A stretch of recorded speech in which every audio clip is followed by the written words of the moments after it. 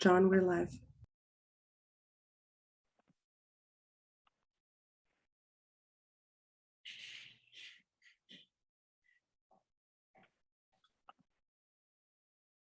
Recording to the PC has begun.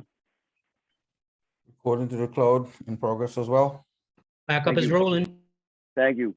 Good morning and welcome to today's remote New York City Council hearing vote for the Committee on Housing and Buildings.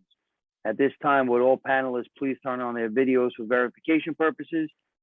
And to minimize disruptions, we ask you to please place your electronic devices to vibrate or silent mode. Thank you for your cooperation. Chair Cornegie, we are ready to begin.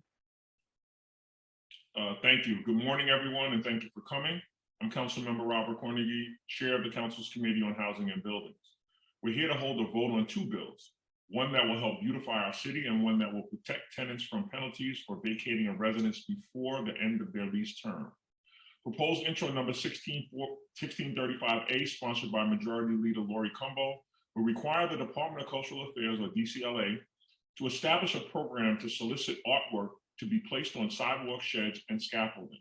The Department of Buildings would be required to approve 40 works of art solicited by DCLA.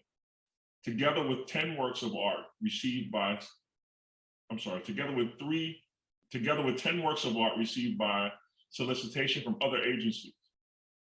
Owners of properties with sidewalk sheds and scaffolding would be required to select a piece of artwork, either from the solicited artwork or by seeking site-specific artwork, although property owners would also be able to opt out.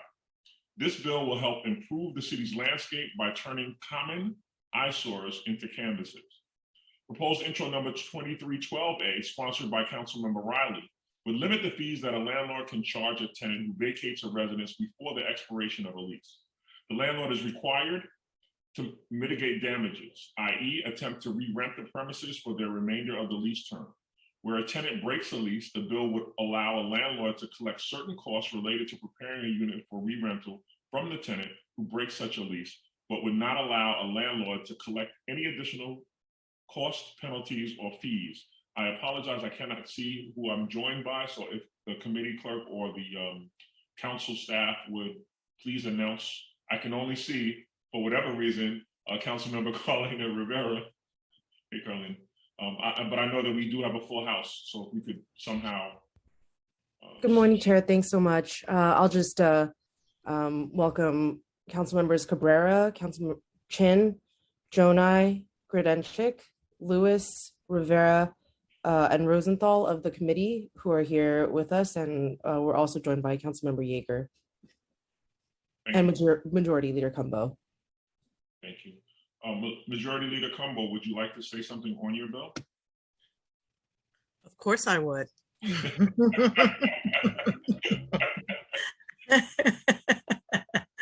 Thank you so much, Councilmember Cornegie, and thank you so much for chairing this committee hearing today. This is such an important topic, and I certainly appreciate you prioritizing it in the midst of many members wanting to pass bills before the session closes out. So I am very appreciative of it.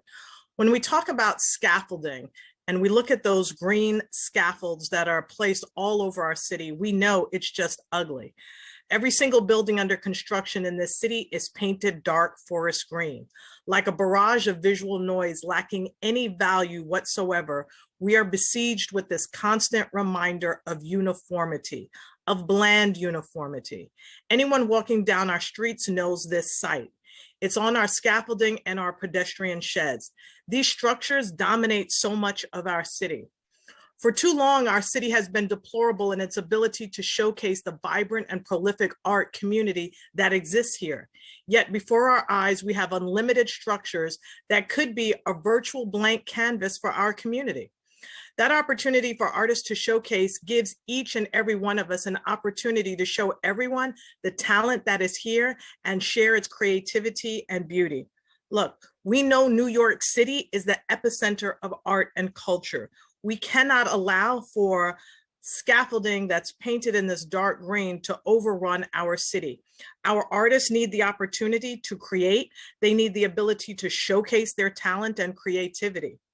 Over the last few years, street artists came to the World Trade Center to bring more life to the rest of the construction site that existed there.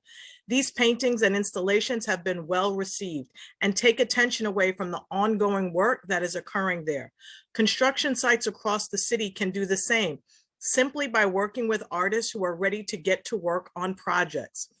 That's why I've introduced legislation that will bring these structures to life, by requiring the Public Design Commission to commission art pieces at construction sites annually.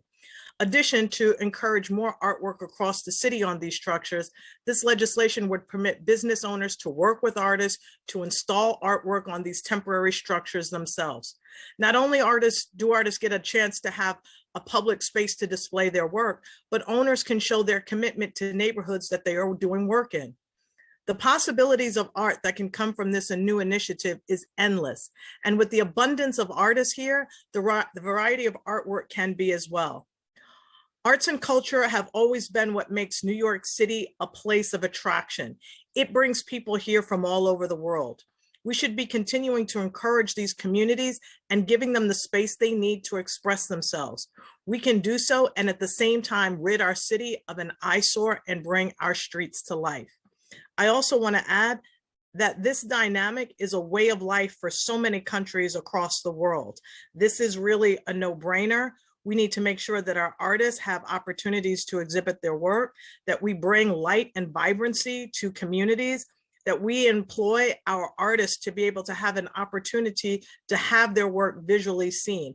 Every community deserves the ability to have their art, culture, and creativity exhibited throughout New York City.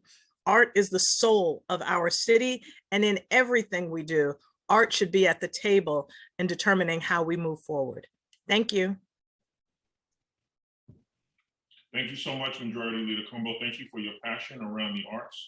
And thank you for fighting to the bitter end to make sure that the is beautified in a way. I mean that with all seriousness. No one has demonstrated, you and Jimmy Van Bramer, quite frankly, have demonstrated a real true commitment to the vibrancy of this city through the arts, and I really truly appreciate it. My children have benefited from it.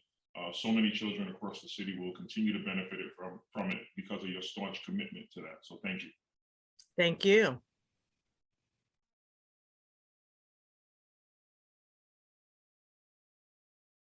I believe this is the part where I ask the committee clerk to call the roll, unless Councilmember Riley is here and would like to speak on this bill. If not, committee clerk, would you please call the roll?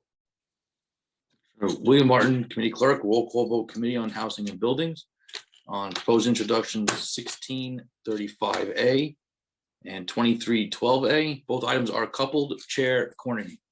I vote aye. Thank you. Cabrera. Aye. Chin. Aye. Rosenthal. I vote aye. Congratulations. Grodenchik. I vote aye, and for the record, I do like forest green, but I do understand that other people might not like it. So I congratulate Councilmember Cumbo on this legislation, and we'll be looking forward to seeing what develops from it. Thank you. Jonai. Aye. Rivera. I vote aye. Lewis. I vote aye. Thank you. One moment. A vote of 8 in the affirmative, 0 in the negative, and no abstentions. Both items have been adopted by the committee. Today's hearing on housing and buildings, today's vote on housing and buildings. If we don't have any outstanding members and we don't need to hold it open, I will bring this hearing to a close.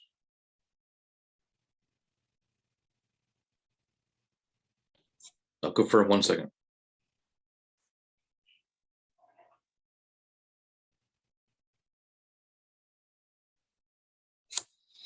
Yes, sir. We're good to close.